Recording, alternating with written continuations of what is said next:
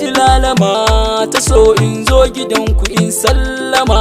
Karkiya da ni ki biyo na zuciya ki samu himma, tunda zuciya kika bani rayuwa ta kin inganta. Kin ga so ya zarce zuma, alƙawari na aure ina ɗauka ba zan yi wasa ba. Yarda da ni ka sani a zuciyarka ne ba zan ma shirme ba. Dama da soyayya ne muka samu dukkanin rayuwa. Babu wanda zai ce soyayya ba ta sa ta kawo da gishirwa. Ni auren ka ne ra'ayina sannan cikar burina. Ni ba zan bar ka ba ko na bar ka kananan a raina. Dan kai min da shi a cikin raina yana nan abina. Ni saboda kai har na saba jin daɗin kalamai.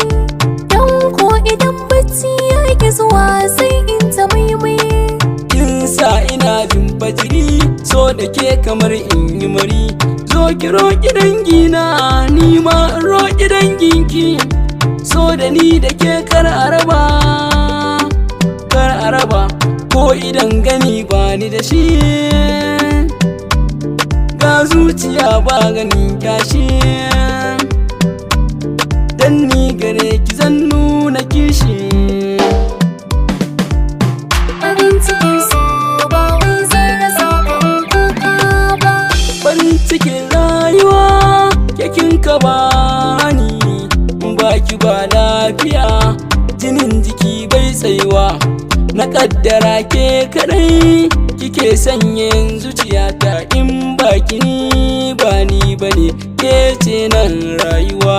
Rayuwa mai daɗi irin ta tsuntsaye, ko za a kushen ko za a nunan kalar kina burgewa. Sahibi madobar raina, ka shige agogon raina.